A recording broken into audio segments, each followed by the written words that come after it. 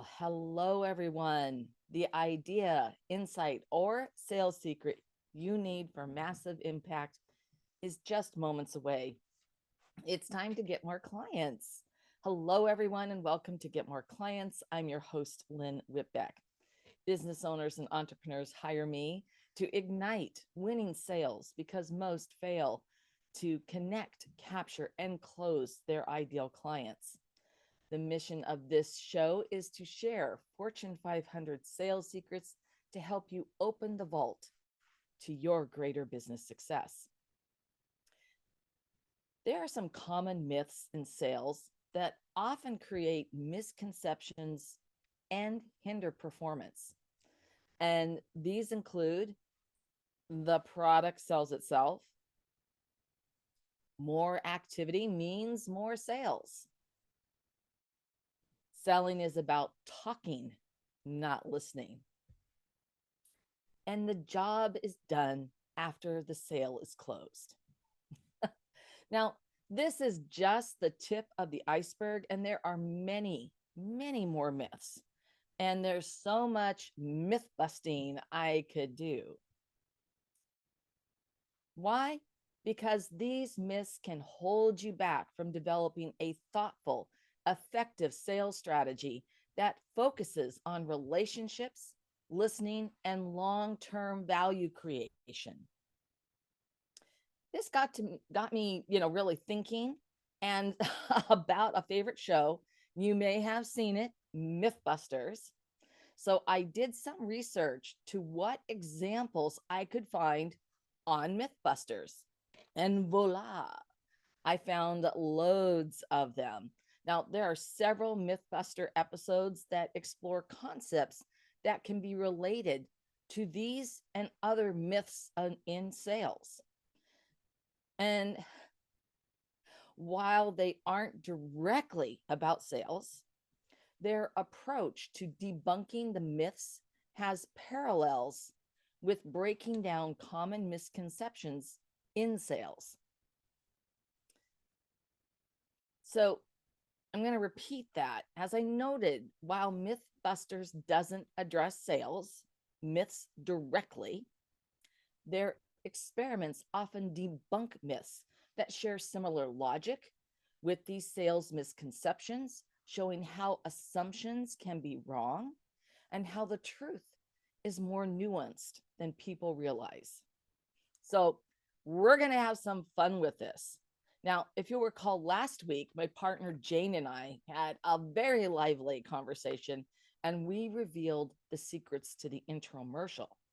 Well, today I'll be sharing 4 myths you have to bust for lasting sales success.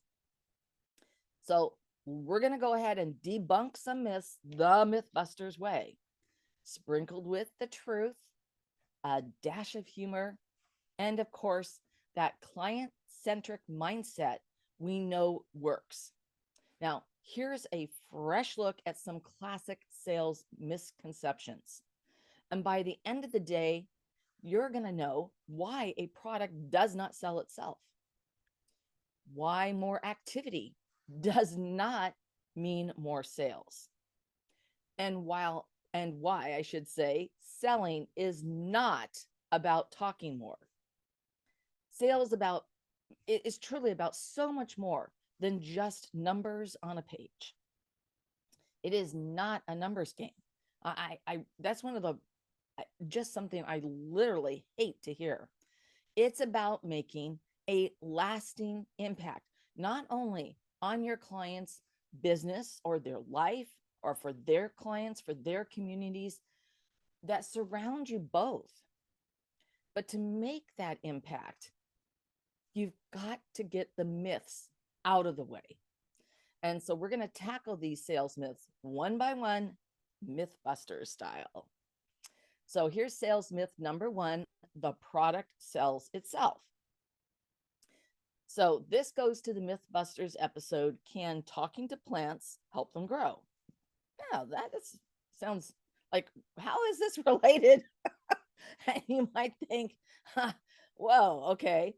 But if you're talking about that the product sells itself, you might think, well, this product or service is so good, people will be lining up to buy it. I'm so good at what I do. I'm such an expert. Well, I hate to be the one to tell you, spoiler alert, it does not work that way. Just like how Adam and Jamie managed to polish a literal piece of, let's just say, less than ideal materials, sales takes effort to shine. And it's your job to guide your client to a decision, showing them why your product or service matters and what problems it solves for them. Your product or service doesn't sit there and shout, hey, I'm amazing, buy me, buy me, buy me. Truth be told, you need to do that part. And let's be honest, the product or service won't sell itself. Okay. Even the best products and services need you to bring curiosity, worthy intent, and a deep understanding of your client's needs to the table. The sale doesn't happen by magic, but by showing your client how your product or service helps them achieve something meaningful. Now, let's move on to myth number 2. Why activity, let's rephrase that. More activity means more sales. That's the myth. More activity means more sales. So I'm going to relate this to the MythBusters episode, Airplane on a Conveyor Belt. I just, once again, like, how does this even connect? Here's why. Because business owners, salespeople, solopreneurs, ... often, they fall into the trap of thinking, if I just keep spinning my wheels, more leads, more calls, more emails, more meetings, I'll get more sales.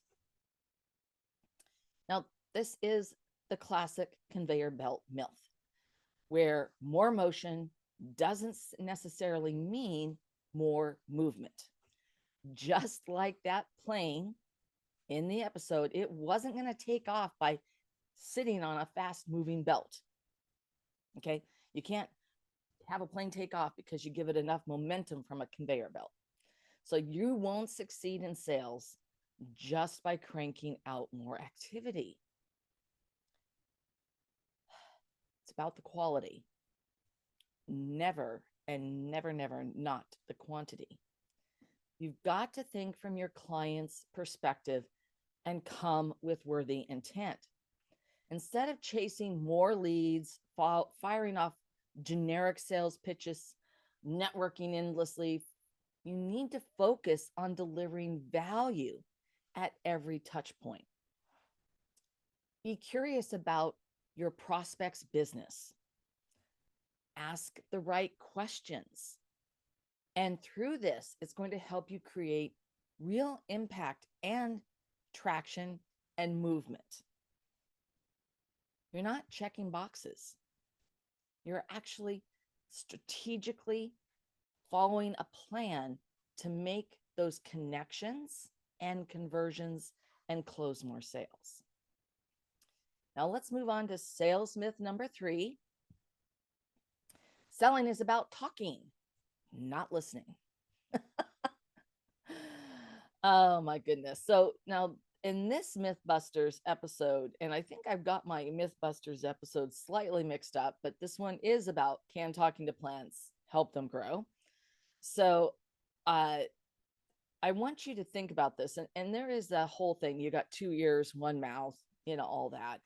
I've talked ad nauseum about being a detective in your sales and asking questions. I mean, the right questions. I want you to imagine thinking that the more you talk, the better your plants or sales prospects will respond. Well, it turns out plants and clients prefer a different kind of nourishment, and that's listening.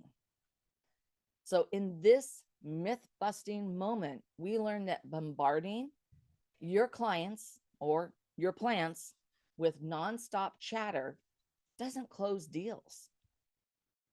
You know, it just turns people off. You're not really finding out what's motivating them, what's driving them, what are their underlying emotions, why does this matter to them? Instead, what clients really crave is to be heard. We all crave to be heard. So you listen to their needs, their desires and your concerns. You ask open-ended questions, and then you stop talking. And if you get a response that you want to hear more, ask, say, I'm curious, tell me more, help me understand. Just go, and let them explain more. Now, you can record their responses literally, like you are on a Zoom or any other platform, or mentally. And as soon as you get off a call with the client, take notes. Let them know that during the call that if you look down, it's because you're taking some notes during there, because what they say matters to you. Okay. And what you're really trying to do is gather this information. You're going to watch for those moments when they either sort of close in and grimace or they light up. That's where you find the keys to their biggest pain points and desires, ultimately their dream solution. Because it's about curiosity and understanding. This is what creates lasting connections, not a monologue about your product or service. So now we're on to, that's it, sales myth number 4. The job is done after the sale is closed. Now, I'm going to relate this to the MythBusters episode, Duct Tape Island. Now, I'm a huge fan of duct tape, I'll have to tell you. There's a totally off the cuff side, but I still remember being in a dinghy and the thing on the motor literally broke, and we're out there going, what the heck? And my daughter had this little kit bag that I'd purchased at Harrods that she used like a Nancy Drew bag. And by and gosh, she pulled out a small roll of duct tape that my husband was able to put this part back onto the dinghy motor so we could start it back up and get out of the middle of this little of the bay. It was actually really quite funny, but duct tape is pretty darn amazing. So let's get back on topic, and I'm talking about the job is done after the sale is closed. If you think your work is done after you've closed the sale, you might as well be stranded on an island or out in a bay in a dinghy with nothing but duct tape. Oh my goodness. So sure, the sale is closed, the deal is done, but the journey? It's just getting started. Your client journey is just getting started, and your job doesn't stop once the ink is dry. That's really very old school thinking. And depending, of course, on your product or service, there are all kinds of things that happen after the client makes the sale, even when they're buying a bunch of widgets. It's like, how did they perform? How did they work out on the job?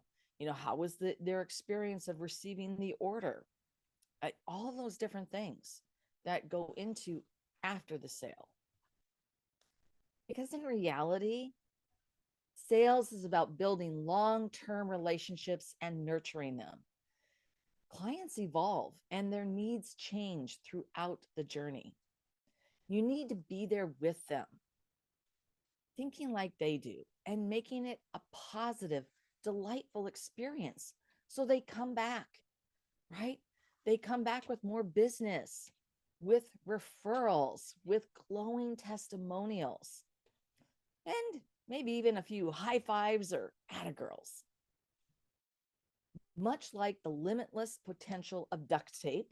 And I will say it did solve that problem with the dinghy, but thank you, MythBusters, for the limitless potential of duct tape. Your ability to be of service extends far beyond the initial sale. Keep bringing value. Check in with your clients. How did the order, how was the delivery? How is it the part working out in their manufacturing? What's, just how satisfied are they? Keep that conversation alive to help them grow. And certainly, if you're delivering a service, that's going to be the entire journey of executing on that implementation for that service. It's not the end of the road. It's just the beginning of a thriving relationship. When you step into your client's shoes, bust those sales myths and operate with worthy intent. When you do this, you're going to stop spinning your wheels and start making a real, meaningful impact. Sales isn't about pushing product or services or firing off emails. It's about curiosity, connection, and creating lasting, positive change for your clients and for you. You're making a difference in the product or service that you sell. So bust those myths and approach each interaction with your mindset of service. Your client's perspective is your compass, and it's pointing you towards success. Now, I would love to hear what was your biggest takeaway from this episode. I always enjoy that. Thank you so much. And what's a myth that you wish I had busted today? Let me know. You can drop it into anywhere in the chat right now. If you want to send me a message, go onto our website, tell me, LinkedIn, Facebook, all the things. I would love to hear, because at the end of the day, it's important to support the things that you love. And if you loved this episode, a 5-star review really helps keep the podcast coming to you regularly. Also, if you want to get more sales strategies to grow your business, make sure you subscribe right now. Today, I revealed 4 myths you have to bust to create lasting sales success. The key is always to take action, to implement these steps to stop wasting your time, energy, and resources. If you want to get results even faster, I invite you to download my sales strategy checklist at petite, the digit 2, queen.com/checklist. And that link is in the show notes below. Now, next week on Get More Clients, I'm going to be discussing make a client impact, how to cultivate client relationships. And this has been Lynn Whitbeck, host of Get More Clients, and I will see you next time.